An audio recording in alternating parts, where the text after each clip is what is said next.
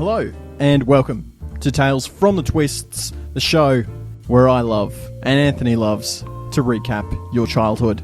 My name is Joe Lewis, in the aforementioned sentence, and this is the aforementioned Anthony. Hey, Joe, how's it going? I'm very well. Yeah? You're doing good? You're doing good? I'm better than expected. Better than considering expected. This is the second time that we're recording this episode. It is. The second time. Second time's a charm. And this isn't the first time this has happened either. Oh, no. It's like the second time. The second time we've had to re-record an episode. What happened this time? Well, this time, what had happened was... what had happened? We pretty much, we copied over the wrong files, and there was a corrupted format. It was a corrupted transfer. And so, we transferred from USB from SanDisk, or SD to USB, but we didn't leave, a copy on a hard drive. No backup. No backup. So, guys, if you're out there, remember, back up your podcasts. Back up and check before you format. Exactly. It's a life lesson, you know? Yeah. That's what we learn. Moving forward, that's what we got to do. We got to move forward together. Moving forward, and we are moving forward into everyone's favourite episode, the episode where there is horse riding and nakedness. You know, there's a lot of people out there that are very excited for us to talk about this episode. So why don't we just get straight into it? Yeah, absolutely. So we start off with a teaser, and we see Linda, and she finds a floating bottle of perfume near the lighthouse. It's not floating in the water, as you would expect near a lighthouse. It's floating in the air. She doesn't find this suspicious at all. She grabs the bottle, squeezes it, and is sucked inside it. Mystical music plays, and we see the text, Linda Godiva. Yes, Linda Godiva. You want to tell people who Lady Godiva is? Just no, to give them a brief recap? Okay, you do it then. I don't know who it is. You don't know who Lady Godiva was? She rode a horse naked through the streets of Paris. Well, why did she do that? I don't know. Okay, so... Do you know? From what I understand about Linda, or Lady Godiva... Yeah, the actual version, not the around the twistified version. So yes, go. Lady Godiva, I think, was the wife of a baron or a local lord. The lord was putting up taxes on their people that the Lady Godiva thought was way too high. And so as a means to shame him, and, she decided to ride through the horse naked. Sorry, ride through the town naked on a horse. And that's also, I think, where we get the term peeping Tom from, because there was no one looked except for this one guy called Tom who was having a good peep. Really? Yeah, so as we get peeping Tom from. And as you know, we like Lady Godiva, me and Joe, because she's fighting for lower taxes, and who doesn't love that? I thought you were going to say because she was a naked woman, and we love naked women. Well, I love naked women, but naked women who don't like taxation. Oh, my goodness, hello, that's a perfect catch right there. Because taxation is what? Taxation is an arbitrary theft. Yes. You're supposed to say theft. Well, how long have you been a libertarian? That's true. I should have said that. You're as far as I know, you're actually representing the Liberal Democrat Party at the upcoming election. Yeah, not as a silent candidate. I don't understand.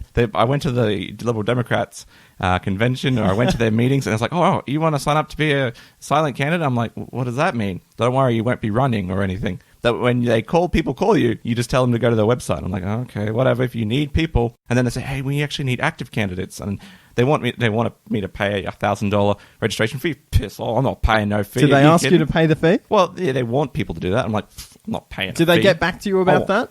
No, but I'm pretty sure I'm not going to be representing them actively because. You think that's safe? Yeah, I'm pretty safe because it's like, well, I'm not some famous movie star they're going to pay the bloody fee for. And I'm not going to bloody pay $1,000. Well, they're not going to pay $1,000 for a famous bloody movie star either. Well, yeah, exactly. I don't know. My point is, I could have, but I didn't. Because $1,000, get out of here. Who do you think I am, made of money? Yes. Bloody hell. Anthony $sign Anthony is what I believe you're known as. We jump into the actual episode, teaser aside, and Linda's giving a talk to her class about Welcome Back to Port Noranda Festival. Worst name for a festival ever. Yeah, it is. It's carrying over from episode 1... I guess the Welcome Back Festival, which if you don't remember what that is... No, I don't remember what that is. It's some celebration of when people from overseas came back to Port Noranda, right? I think that's what the Welcome Back... It's not fully explained, but it's just part of this retarded festival. Is this something that's going to come up later in the series? Yeah, probably. It'll probably be a big part. I mean, you've seen Yeah, it, but I don't remember things about Welcome Back Fest. I watched this stuff when I was, in primary school. Yeah, well, all I remember is Welcome Back Kotter, and that's it. Yeah, that's all I think of when I see Welcome Back Kotter. That was a good show. That's where John Travolta got his big break, you know. All right. Linda, she's talking about this, and she says, for example, I found this perfume atomizer in the tip. It's reusable, and then the Gribbles jump in and they say, and it doesn't work. Yeah. Well, you need stuff in there to use it, don't you?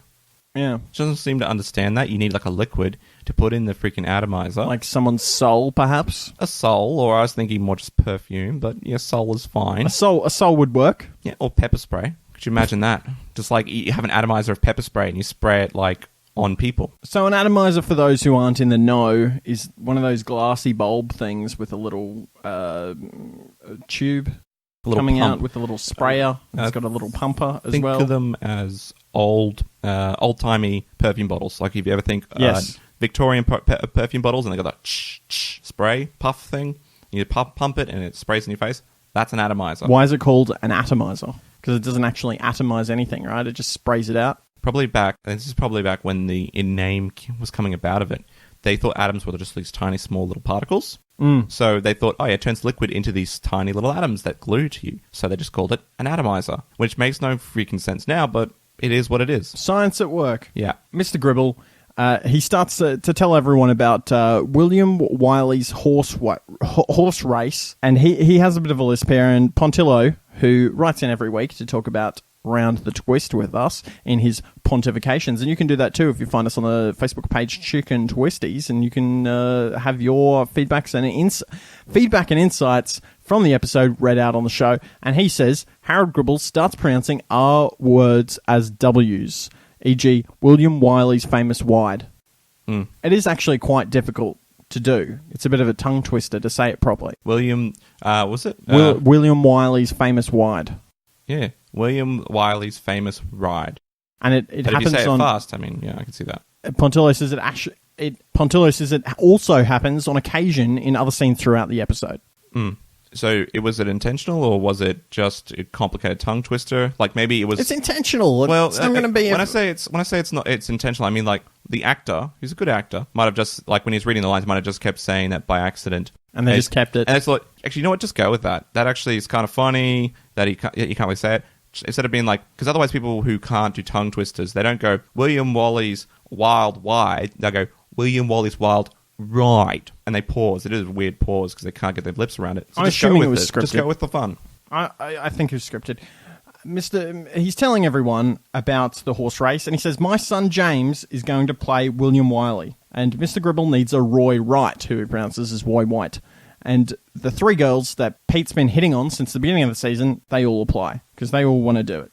They all want to do it. They want to be... They love Pony Club. They like riding. Yeah. They want to be Roy Wright. And it has to be male, according to Mr. Gribble, as you would expect because a male the guy person to be male. Is Roy. They said that's sexist.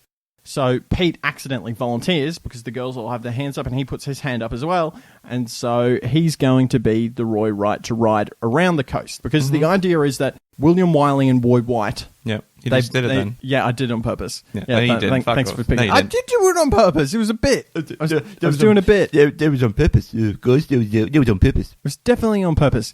This a horse race between these two guys that had their feuding families or something. They're famous Portnoranda families. One of them decided to ride around the coast, and that was Roy Wright. Mm-hmm. The dumb way, apparently, and the quick way is through the bush, and that's what the other guy did. Yeah. Does this have any precedent in actual anything? Is this historical? I or don't did know. They just make this up? I reckon they just made this up. It's like, which is faster, going through a forest or around on the beach? How do you come to an idea like this? Oh, let's have an episode of Round the Twist where there's a horse race, like in Gallipoli, and then Linda's naked on a horse. Yeah, that's a good idea. Yeah, that's not creepy at all. Hey, Jono. Yeah. You want another cone, mate? No, it would have been like... Yeah, that's what what's happening in the Round the Twist riding room. We know that riders, they're all in a room together, and they're all in a team. And this one guy, he's like... He probably wears a hoodie. He's got like a weird mustache, and he's really creepy. He's like seedy ass. He come up with some weird ideas, right? And then this episode is just like, well, what if we made it like Lady Godiva on the horse? Wouldn't that be funny? She gets like a perfume bottle, guys, and everyone's like, yeah, that'd be pretty cool. And he's secretly thinking, yes. Yuck. Yeah, thanks for that imagery, Anthony. That was disgusting. Yes, it was. They're walking home. Pete and Linda are. And Pete's asking Linda for help because of her riding camp experience, because apparently she went on a riding camp once, and she's the best rider that he knows. I don't want to know why he just doesn't ask the Pony Club girls anyway. Be like, oh, I don't actually know how to ride. Would you girls be able to teach me? Yeah. And then get a bit, get a bit closer, build the relationship. It's like a girl who's like, I don't know how to play golf. Can you teach me how to play golf? And then, you get to get all close with the girl because she actually wants you to get close. And then it turns out she doesn't, and then you get these sexual harassment lawsuits thrown against you. You know what I'm talking about, golf coaches. You know the score. Linda fiddles with the perfume atomizer while she's talking to Pete, or well, more accurately, Pete's whinging to her, and she becomes invisible. She squeezes again and she reappears. And Pete says, I didn't feel like bottling up things in here. I just bottle up too much. I don't like bottling them up. And he says, I'm scared. I'm not going to be able to win the race or get the girls. I just don't know what I'm doing. And Linda is a bit freaked out. And Pete says, what if all 3 girls fall in love with me and I can only pick one? And Linda says, I do not care. Good, because I wouldn't care about that either. Yeah, I don't care in the slightest. Yeah, it sounds like you have, no problems there. Yeah. Oh, what if I end up with 3 girlfriends? What would I do? Oh, man. That must suck, right? That's like someone saying, what if I ended up with 3 cars? I couldn't drive them all at one time, 3 luxury cars. Well, hang on, you ended up with getting 1 luxury car is pretty sweet, right? And you're complaining, I've got 3, I need to choose one. Oh, you big problems. Oh, wins. I could take one of those luxury cars from you, but no, buddy. I worked with this Punjabi guy in the restaurant when I worked in a restaurant. Okay, I like where this conversation's going. What? Yeah, I work with this Punjabi guy. And he had 2 girlfriends.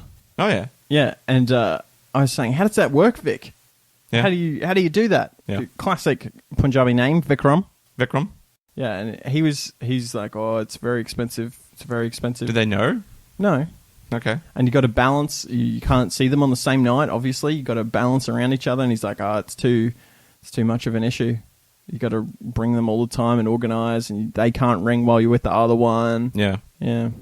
I imagine it would be a bit of a headache indeed. It would be a bit of a headache being an adulterer. Well, he's not really an adulterer. He's just got 2 girlfriends. Okay, well then fine. It's a bit of a headache. He's just polyamorous. I imagine it's a bit of a headache being a degenerate. Polyamory is degeneracy now? Well, if the other person doesn't realize they're in a polyamorous relationship, then yes.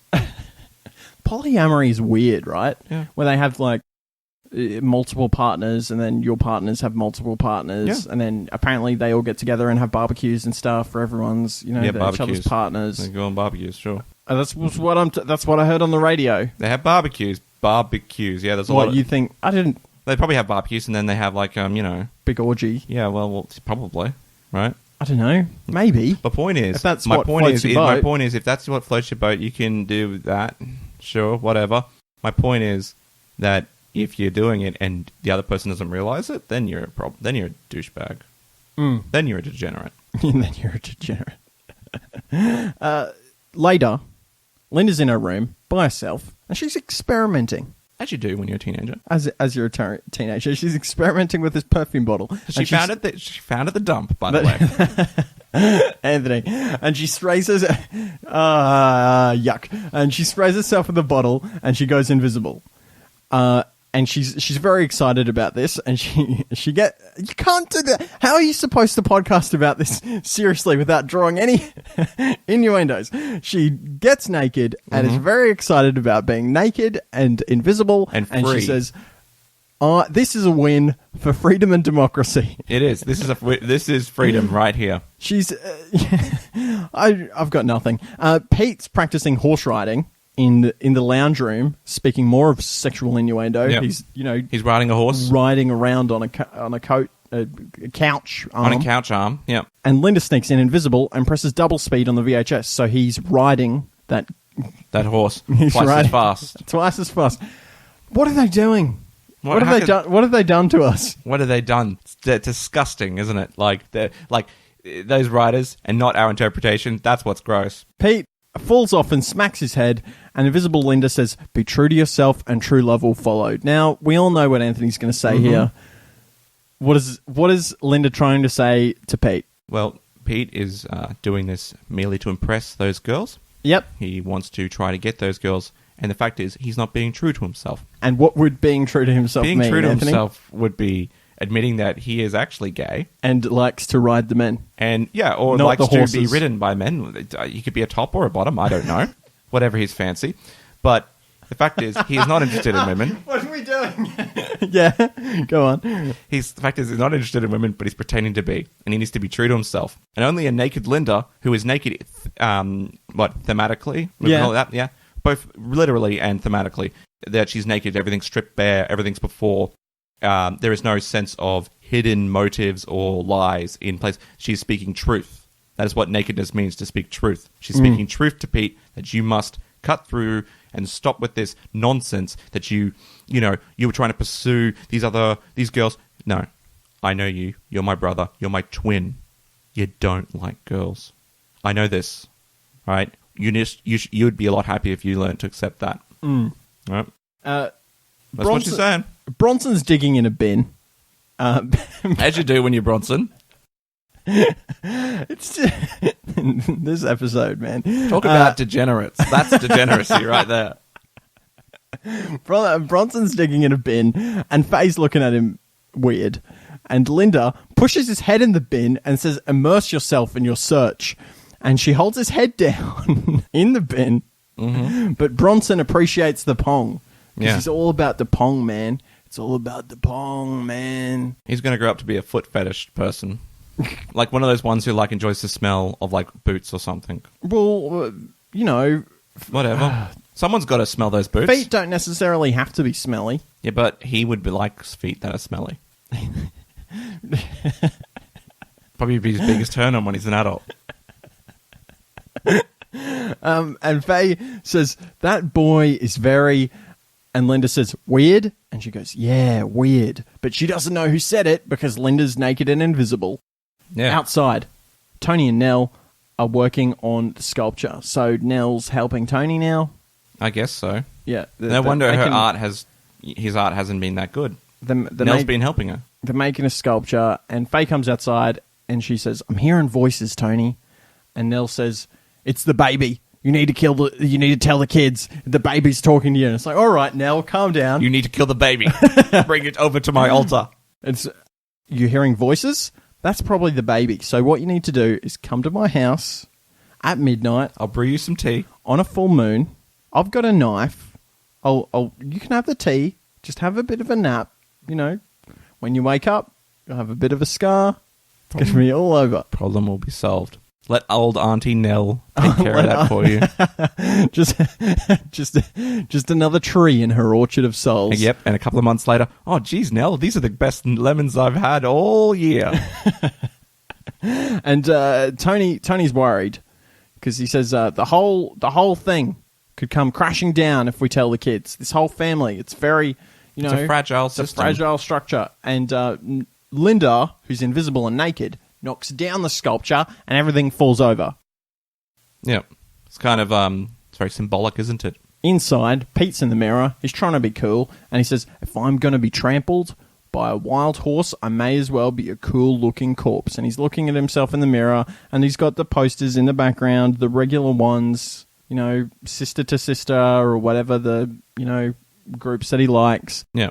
And he puts on sunnies, and he punches a speed bag, which hits him in the head. Yeah. Linda's looking for riding pants. She's half naked. Mm-hmm. She's visible again. She's in her room. And the knight enters and is not impressed at her half naked body as she gets changed. The knight's like, "Whoa, what's going on here? Hello. Yeah. How's it going? I must have come in at the wrong time." And doesn't react like how you'd expect a knight to react, which would be like, "Oh, fair maiden, I have interrupted your resting period. I have brought shame to your family," or some whatever. However knights talk with their chivalrous stuff, He's just like, "Whoa, whoops, my bad. I'll best get going now." Snap with the photo, because he's got a camera in this one. Pete tries to enter the room, so Linda's getting dressed quickly, and then reatomizes. So she must have been naked. Yeah. And then the knight saw her naked, half getting dressed, and was like, "Oh, hello." And then she reatomizes and then puts some clothes on and lets Pete in. Yes. But her shirt's backwards. Yes. which is fine. I've worn a shirt backwards before. The other On day. purpose? No, the other day. Why? I don't know. I What- was just for what purpose? It was inside out. I was just at the markets, and I was just like, oh, my shirt's inside out. And then I just thought to myself, well, you know what? You got to commit to it. Got to be based as. So I just was like, fuck it. I'll just wear the shit inside out. You could bring it back, the inside-out shirt. Just wore it inside out. I'm not going to take it off and try to change it. I'm like, well, just fuck it. It's fine. It's a shirt. It'll do. No one cares. Yeah. No one's going, oh, look at that guy wearing an inside-out shirt. They're too busy looking at that market stuff. And they're like, what is this?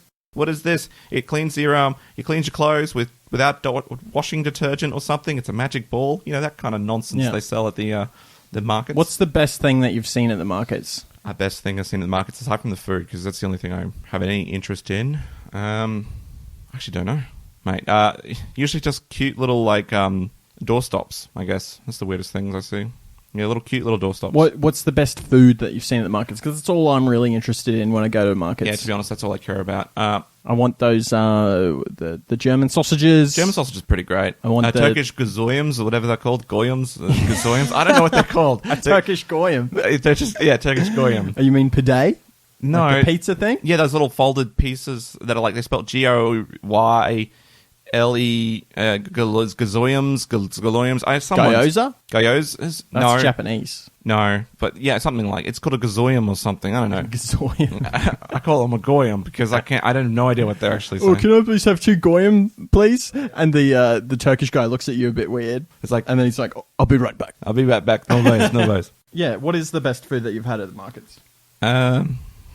It's usually just going to be German sausages because a lot of it's not really that Well, memorable. that's boring. It is pretty boring, but there's not a lot to. There's always churros and stuff like that. The churros always look gross, though. I always hate at markets that they don't have some sort of collective, consolidated group together. They get together. What foods are we going to do this week, guys? And what Jimmy, you can do churros again. Mm. Mark, bring your German hot dog stall. We like that. That's a big one with the customers. Yeah. Jenny, you can ring your mate Vikram, and he's going to bring his Indonesian salads or delicious noodles or whatever Indonesian nasi food goreng. Looks like. Nasi goreng's pretty good. It is pretty good. I myself like the mee goreng.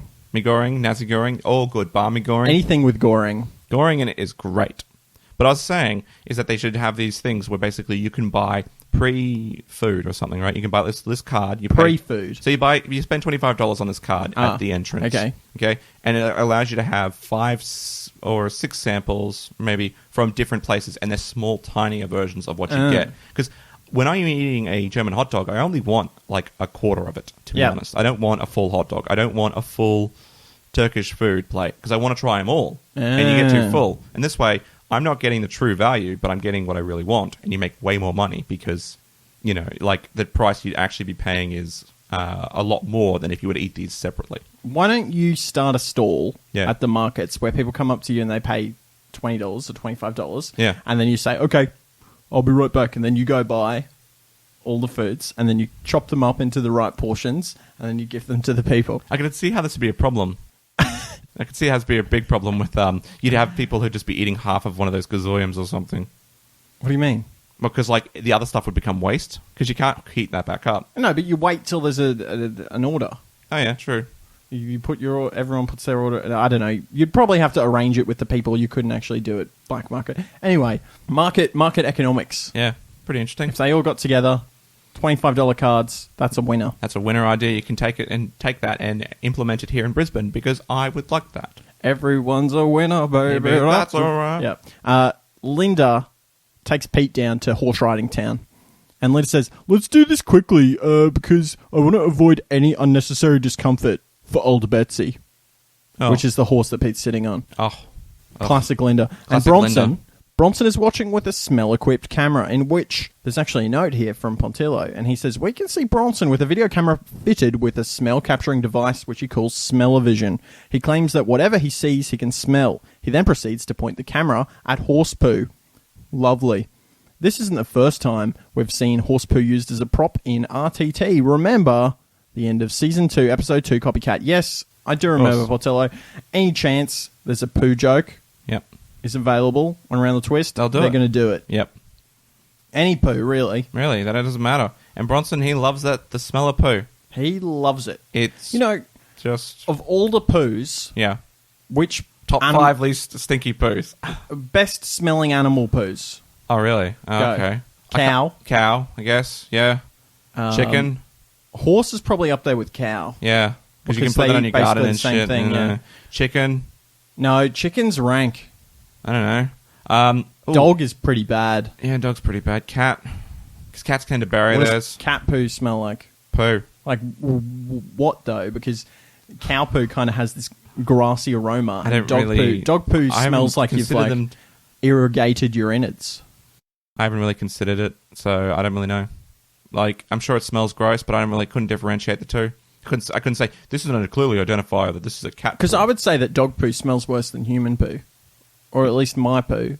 Yeah, well, Because I haven't really smelt other people's poo. you don't smell that. And in fact, I think there's something biologically that you're not actually supposed to smell your own. Like, it's like, you're not as offended by your own farts or your own poo. It's biologically based. Dog farts, though. Yeah, well, anyone else's Now we're farts are talk- now we're disgusting. talking. But when it's your own, it's like you're more immune to its smell because it's you. And if you were just disgusted every time you farted, you would have a horrible life existence. Like, you'd be like, oh God, I farted again. The hermit. Yeah. The hermit who couldn't stand the smell of his own farts. Yeah, exactly. Like, oh, this is torture. This is hell. It's his personal agony. So let's move on with the episode. And Pete falls directly off of the horse, and he's worried about Bronson taping it, but Bronson's just using it to smell horse poo. Mm-hmm. He's not really actually interested at all in Pete's riding the horse. Now, he doesn't fall in horse poo. That's probably important to mention. Because I think the listeners thought, oh, he falls in horse poo, because that's the obvious joke. But he doesn't, thankfully. Yep. Yeah. Okay. Yeah, Thanks for I that. just want to point that out. The three girls show up, the Pony Club girls. They don't even have names. Do they? Do they have names? Do they need names? Pete's showing off, and the girls go, ooh, ah. And Linda's pretty jealous, because obviously there's some sort of romance between Pete and Linda. Yeah, or something like that, yeah. Just like the Veronica twins. Just like the Veronica twins, yeah. Exactly like them. And the Gribbles show up on motorbikes because they're using them for training. Yeah. And Mr. Gribble has organised the Beast for Peter. Yes, he's organised the Beast, which is, yes, as scary as the name implies. The Gribbles speed away and they fling poo all over Linda. So there's your joke. Mm-hmm. There's your poo joke. The Beast is massive, but slow. It's this gigantic horse. Yeah. And Gribble is not practicing, but his horse is quite good. He's just lounging about in a hammock. This is a little bit later, watching his other jockey. Someone else ride the horse. Run the race. Yeah. And Pete gets thrown off the Beast, and Bronson is smelling poop. Mm.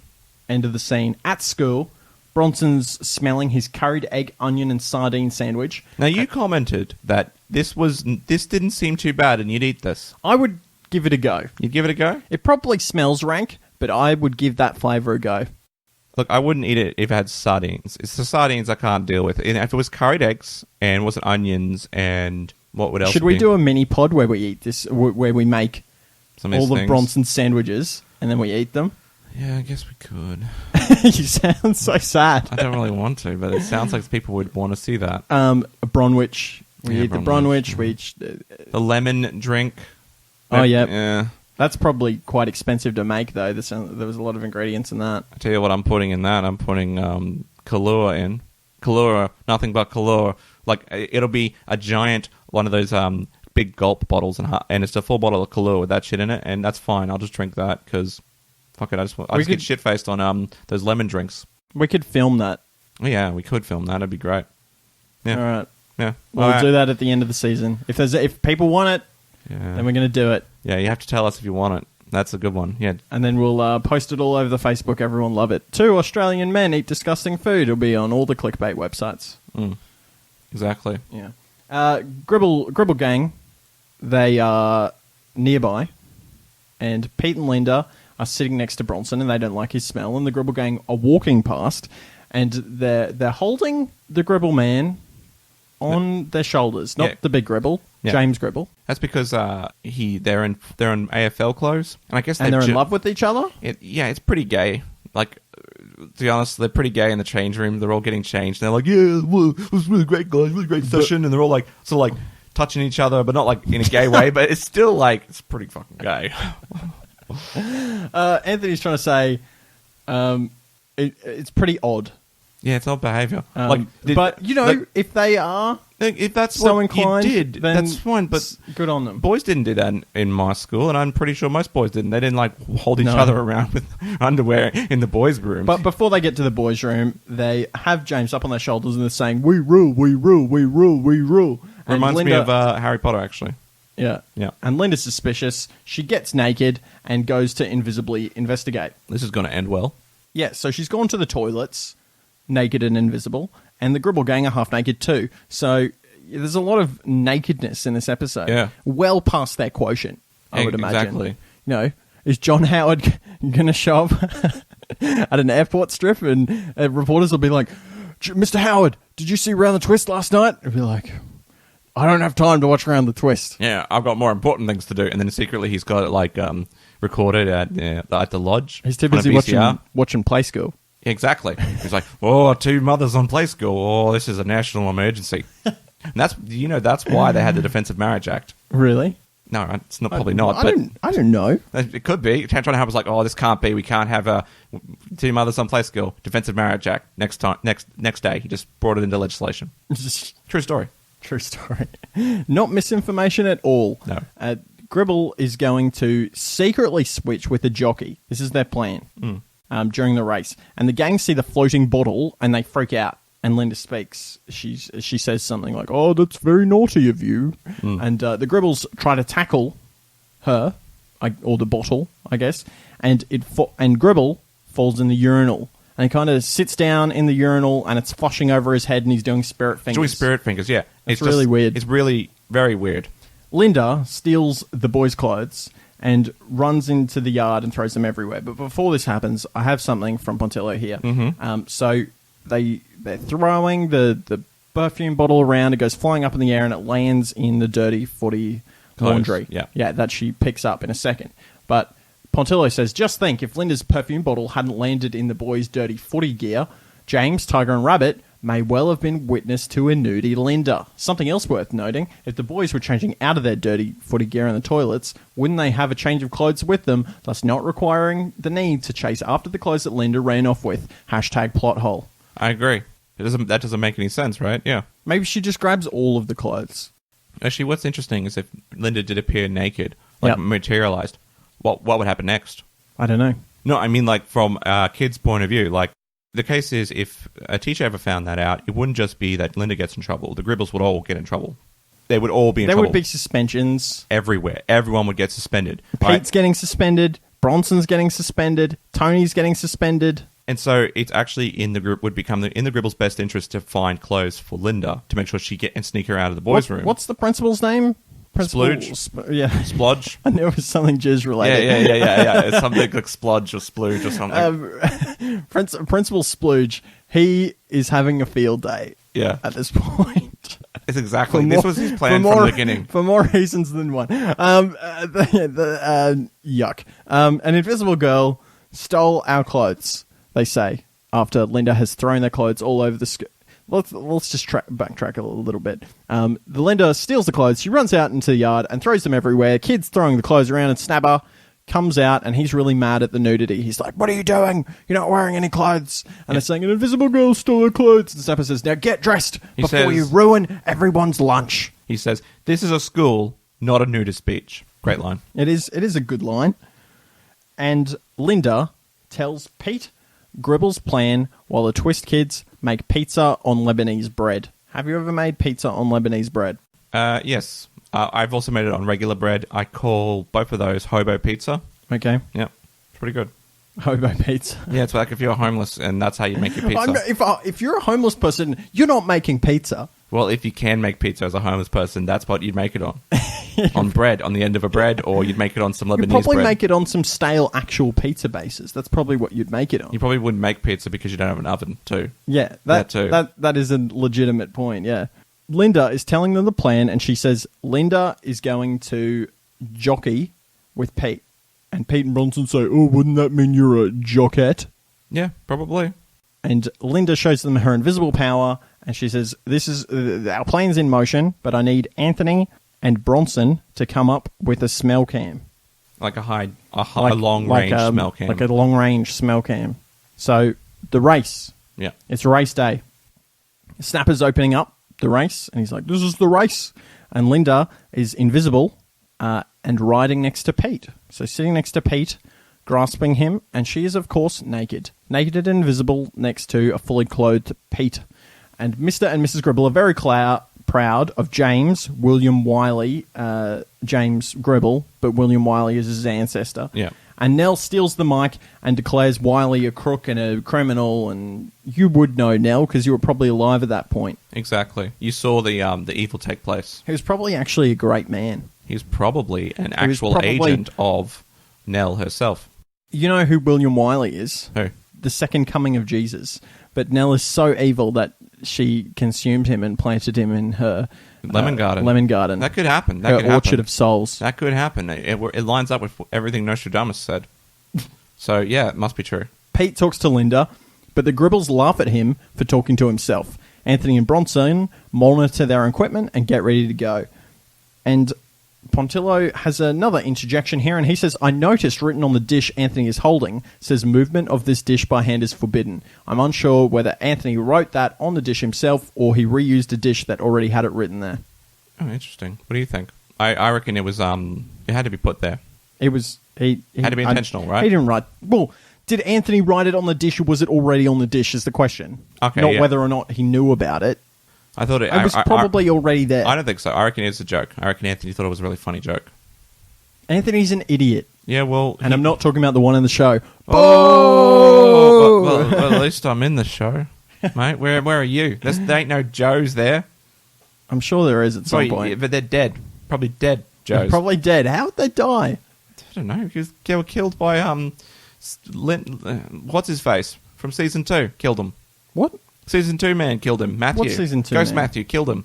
Ah, he killed everyone. He kills fucking everyone. 3 girls wish Pete good luck, the 3 girls that he knows and likes, and Linda hits Pete, and she says, show your true self. Exactly. More evidence for Anthony. Fly that rainbow flag with pride. Okay. Yeah. The race begins. Everyone's cheering. Bronson can somehow watch Gribble with a close-up from really long range. Now, how does this work? He has a camera connected to a satellite dish. It makes no sense. And is using it to be able to get close-ups of Gribble from a long way away. That's not how video works. Like, what is it bouncing off, like, video beams onto the satellite dish? I don't understand how this concept works at all. But apparently, it does. It's like in Paranormal Activity Ghost Dimension. Did you see that? I've seen all the Paranormal Activity movies. Shit taste in movies. It's not because they were great. It's because it was like, it's the next Paranormal Activity movie. Let's go. It was a bit of a tradition at that point. Yeah, anyway, you're a sucker for those movies. The Ghost Dimension, easily the worst one of them all. But this guy has a camera. Yeah. This old 80s camera, and he's like, this tube here, it has an extra tube, which means it can see ghosts. Oh, yeah. Oh, yeah. You should see that clip. It's probably on YouTube. Yeah, that one makes sense. Is that the one with like all they have these laser lights or some shit on the walls? Laser lights? I don't know. You mean the Xbox 360 Kinect? Probably, yeah. No, that's a different one. Oh, wow. That's actually, they have a Kinect, and that's an actual part of the plot. Yeah, they have this Kinect set up in the living room, and it's shooting out all of the detection lasers, which you can only see with the night vision of the camera, and they're filming with the night vision on the camera for some reason, or the infrared, whatever. Yeah. The function of the camera, and it silhouettes like a child. Oh. Oh, well, that's standing there. That sounds like a terrible product placement. They were desperate for a gimmick at that point. Yeah, well. You know, they've done a Paranormal Activity. The first one was pretty good. After that point, it's like, what gimmick can we use this week? Yeah, gimmick of the week. Yeah, they had security camera footage. They had, witches. They've had everything. Mm. The best one is the Mexican one. Yeah. I can't remember what it's called. The Mexican spin-off one where they just get shotguns and they go and kill all the witches at the end. That sounds like a fun... That sounds like, fun. F this! And they grab all the guns and they bust into the witch's house and just shotgun witches. That's what you should do. That's what I'd do. That's easily the best one. Mm. It's the one that has the most lore in it as well. Not lore as in L-A-W, but L-O-R-E. Yeah. Anyway, enough about paranormal activity. Linda and Pete, they're rushing on to impress the girls. They're riding as fast as they can. And Gribble, meanwhile, is stopped because his horse is eating some grass. And he slaps it on the bum and it nearly knocks him off. And then he runs a bit further and swaps with the jockey and motorbikes along. So the jockey's going to ride his horse really fast. He's going to ride his motorbike, meet up with them at a certain point. They're going to swap over, and then he's going to race to the end. Pete is leading his horse and feels sad for Roy Wright. Or Roy White. Roy White. Roy White, if you prefer. I don't know why he's leading the horse. Because he can't ride it, I guess. I don't know. And then he jumps back on the horse. Because that's where he should be.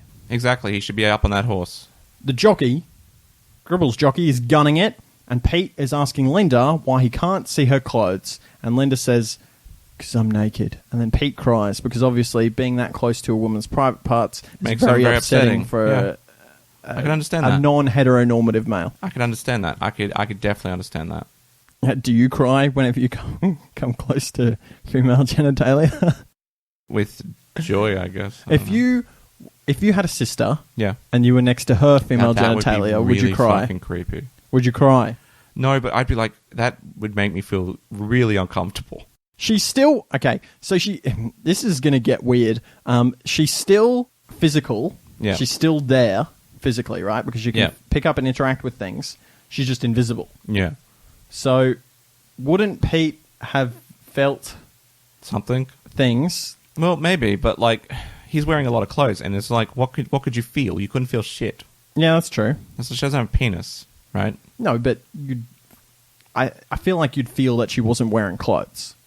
Well, it depends. Like, how is she holding him? Around the waist. Yeah, well, like, you wouldn't feel it. You just wouldn't feel it anyway, unless he reached back and felt, I don't know. Well, the thing is, he probably's never felt boobs before, so even if he grabbed the boob, he'd be like, what the fuck is that? I don't even know. He's not grabbing boobs. Well, you wouldn't know if a girl behind you was naked. That's all I'm saying. I think you'd know. I don't think you would.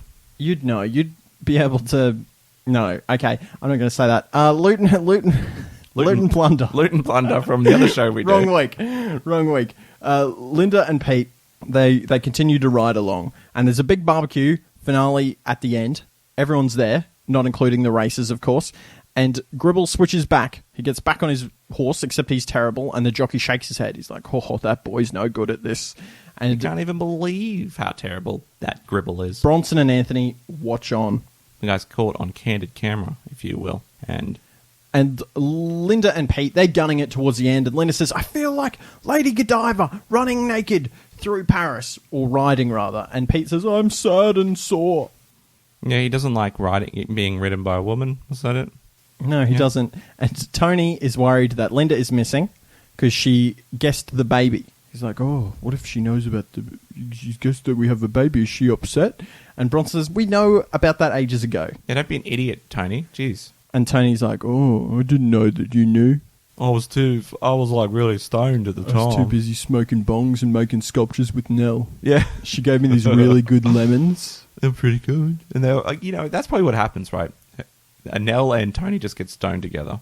I could imagine that happening, yeah. Yeah. Like Nell gets it because it's actually medical marijuana, basically, for her, for her joints and stuff. Yep. And they just smoke it together. Why not? Have a bit of fun. You don't want to smoke alone. No. Do you reckon they are doing lemon bongs? Or do you think yes. So it's like like the apple bong, but instead it's with the lemon. But yeah. Was it a bowl? Would that be called a bowl instead of a bong? Because it's I don't know. If you're doing it out of an apple or you're doing something like that, you're not necessarily. No, you can make a bong out of an apple. I've seen it on the internet. Yeah, but I'm saying would that technically be a bowl? I don't know. I'm not a pothead. So I'm not a pothead either. If you're a pothead. If you're a potheadologist. Yeah, if you tried to smoke out of an apple or a lemon, would it be and you converted it into something, would it be a bowl or would it be a bong? Maybe they're just doing a hashish, where they're smoking the lemon in the hashish. I could see that happening, yeah. That's what it's called, right? The shisha? Shisha? Something like that. I've done that before, it's alright. Yeah. Did some apple or something. Apple seeds. Apple seeds or something, it was alright. Yeah, fair enough. It gave me a bit of a headache. Both riders arrive. It's close. Pete's gunning it to the ending. He overtakes Gribble and he wins. And the Gribbles are crying and they're mad. But the Twists praise Pete and the girls come and hug Pete because, he's their saviour now, I guess. Yeah, absolutely. Pontillo says some Gribble philosophy. Harold says, what happened? Didn't the jockey ride over Razorback Ridge? Razorback Widge? And James said, yeah, he did. Twist must have cheated. And Harold says, what? We're the only ones who are allowed to cheat. And then Bronson shows Gribble the camera or evidence of Gribble cheating. He's got camera evidence from his satellite dish smell camera, the most elaborate setup that has ever been conceived. And Mr. Gribble wants the footage, but then tries to take it and then slips and then falls face first into some horse poop. Classic. And Pontillo says this is a similar fate as James meets at the end of Season 2, Episode 2, Copycat. Yep. That's. I think it's everyone who's been watching this either with us or thinking about it. Yeah, that's the first thing you went to. Everyone laughs at Gribble. Pete brags of winning, and he says, it wasn't just me. It was Roy Wright too. And then he leans on the horse, the saddlebag, and accidentally hits the perfume atomizer, and it shows Linda naked again. And then she rides off in disgrace because she's naked, and everyone's like, oh, well, that's pretty weird. I don't think she rode off into disgrace. There's a naked teenager there. She rode away empowered. Pontillo says, although Linda is presumably naked, if you look closely, you can actually see she's wearing a pair of knickers as she rides into the distance. Apologies to any 14-year-old boys out there for ruining the illusion. Oh, well. So he looked long and hard at that shot there. Well, that's good. Someone had to. I'm assuming he's not the only one. Yeah, I'm sure they did. It's like, well, even if she was wearing knickers, right, or you couldn't see it, they could have done like with Holly Valance or some shit. You know her? No. Holly Valance, and she had that video where she was pretty much naked, but she wasn't. She was wearing a flesh bikini. But you don't tell the boys that, right? So it could have been that. Yeah, it's it's all a bit of a sham. Yeah, it is a bit of a sham, Hollywood, isn't it? Yeah, ruining boys' fantasies, but that's okay. You know, I was going to make a joke. It's really clever about like kids and their mums finding their undies with a hole in them, just like Bronson in that one episode. But I totally killed it, so it wasn't funny. It wouldn't make any sense. Pontillo's written a summary because this is the end of the episode, and he says there was a lot going on in this episode in a good way, e.g. the mysterious person poking their head into Linda's room, Bronson's fascination with different smells, Tony and Faye's concerns about announcing the pregnancy to the kids. Not bad overall. He gives it 6 out of 10. Bowls of spaghetti, a curried egg, onion and sardine sandwich, which may actually bring it down to a 5 out of 10. Very good. What do you think of the episode, Anthonius Blonius? I thought it was a pretty good episode. I kind of enjoyed it, although there were some things in it I didn't really like that much. Like the scene where she grabs the cloves and then she like chases them. It's like, oh, come on, boys, let's. And then she chases them out. Could have been done a little bit better. You know, seemed very forced. That scene like was really weird. That the Gribbles, they just needed to have this really weird scene where it's like, oh, we just finished football, so let's all go and have a group hug in the shower together. Could have had a better way of doing that. Is all I'm saying. So I gave it 7 out of 10 bowls of naked spiral pasta because, as we all know, spiral pasta is a slut. Wow, slut-shaming spaghetti now. Yeah, I am. What are you doing? She spins around. Or he. Could be a he, too, right? Let's not forget. Spiral pasta could be a he. Don't assume it's gender. Exactly, you know. But he still likes to spin around. I'm going to give this episode 6 out of 10 bowls of horse spaghetti. Horse spaghetti, eh? Which is just hay. Yeah, well, you know, that's a good point. That would be... Yeah, that's very clever, mate. I'm going to call it horse spaghetti from now on. Horse spaghetti. That's a bit of horse spaghetti right over there. Go and grab me a couple bales of horse spaghetti, mate. It's good, mate. It's good. Shit, you could actually brand that, Joe. I'm going to have to steal your idea, mate. Spaghetti. Horse spaghetti. All right, now we come into the part of the episode that everyone has been waiting for. One of our listeners posts on all of our social media quite regularly. And he always brings everything we do, or everything about Around the Twist, back to his favourite subject, which is Linda will grow up to become a BDSM dominatrix. Yes, and he's always referred to the Linda Godiva episode. He's been anxious to do it, and so I told him, mate, you know, here's your opportunity. This is your chance, buddy. Yeah, and so he's given us his review. He wasn't able to watch the episode because, as we all know, there's people on there. They were like, "Hey, let's put that on. Let's not make it free. Let's not put it on YouTube." It's on Netflix and Stan if you have them. And don't go to YouTube. Don't use the YouTube one because you have to pay for it, and you don't want to pay that company. Yeah. Anyway, so here is, without further ado. Are you going to read this? Yeah, I'm going to read it. Stephen, you can't wait to read this. Can't wait. It's like unboxing a Christmas present at Christmas or at Easter. Stephen Walpole's review of Linda Godiva. Okay. Here is my review of Linda Godiva from my memory. Mr. Gribble is having a horse race. Pete is going to ride the pony. Pete says, Linda, I am an idiot. I can't ride horses.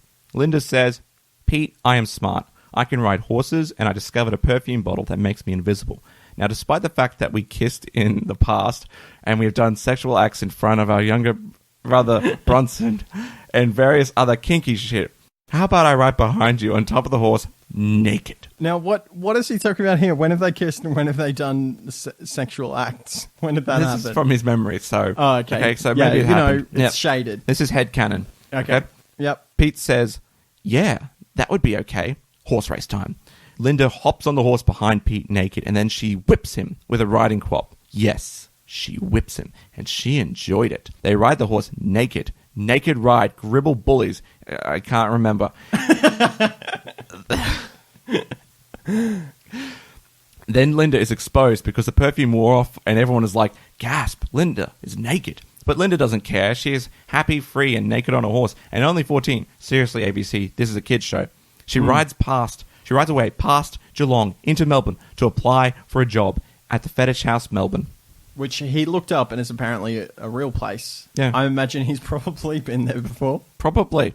So he's also left a comment saying, you guys better be talking about this, and I want extra details in Linda being naked. In fact, I want a lot of talk about Linda being naked and what she did naked and how she did naked. I think we did a fair amount of detail. Not as much as he would have liked, but I don't want to be rated by the AFP. So, I'm comfortable not talking more about if you want naked. that, you can go and watch the episode. Yeah, you can. Just don't do it in public. Yeah. There are many scenes where I was just like, I'm so glad I'm not watching this on the train like I normally do. All right. Well, that sounds like... is that all of it? Have you got any more feedback? I believe you had another page of paper. Yeah, I'll let feedback Mr. on Joe read okay. this. So you're going to pass me the paper. Why not? All right. So we got a couple more things from users, reviewers, people that listen to our podcast. Stuff. Phil Bates said the Naked Linda episode, teenage Phil's favorite. Fair enough. Fair enough. Phil Bates, you cheeky lad. That's true. I can see a 14-year-old liking this episode a lot. And Hayden Redding, long-time listener of the show, one of the first to really get in touch with us. One of the first ones, to actually message us in. And he said, one of my favourite Round the Twist episodes. Yeah. So I'm glad we could finally bring out a review, or podcast, it's not really a review, is it, of the show. Recap. To you. Yeah. And I'm sorry if your child was listening to this as well, because this is probably not the most appropriate podcast episode. So my deepest apologies. For anyone that has kids and makes them listen to our podcast, or lets them listen, or if they just happen to accidentally listen. Well, if you're a kid and you're listening to this, get out of here. Get out of here. Get out of here, scamps. It's Harry and the Hendersons. Get out of here. Get out of here. We don't like you anymore. We don't like you anymore. And then Harry's like, then they throw a rock at him or something, I think, and just to get him to drive away or to run away. Yeah. Yeah, that's a good movie. Harry and the Hendersons, 10 out of 10. This actually went a lot shorter than I thought it would. Yeah? Because the first time we recorded this podcast, we talked a lot more. It drags, yeah. I don't think it was any more in depth. I think we just had longer tangents about nothing. Yeah, we probably had longer tangents about nothing. I mean, how long are we at now? About 55 minutes. It'll cut down to shorter than that. Yeah, still, it's pretty good. It's all right. Yeah. Did you want to talk about anything, Joe? What did you have for breakfast? What did I have for breakfast? I'm glad you asked. I had a bowl of muesli. What kind of muesli? Just like random muesli you find in your cupboard. My wife threw out the old muesli we have, which was as old as my marriage to my wife. So I'm really glad she threw that out. She said, we've had that since before we were married. And I think to myself, well, I'm glad I didn't eat from that, because I would be dead. Was it moldy? I don't know. You probably wouldn't be dead. But it wouldn't probably be great. just get a bit sick. Yeah, probably. Maybe not. Most of that stuff's dried. Yeah, that's true. You'd probably be like, okay. Maybe like some cool like drug would come out of it, you know? Yeah, like a magic mushroom's growing in there. Yeah, magic muesli mushroom. Magic muesli mushrooms. If people out there have liked our episode or podcast, how can people hear more from us? How can they make hear it more snappy? from us? Don't bore people. You bore me. Can people make find it more exciting? about us? Make it short, punctual, and exciting. Hey guys, if you want to hear more from us, all right, you can do that through any of our social medias. You'll find the links in the description below. And join Chicken Twisties on Facebook if you really want to get in touch and do behind-the-scenes things. That's really cool. So the links are down there. If you want to message us directly, do it through our Facebook page or send an email to talesfromtwist@gmail.com. And lastly, don't forget to subscribe to us on iTunes and give us a rating and maybe share it with a friend if you feel like it. Share, indeed. Yeah, absolutely.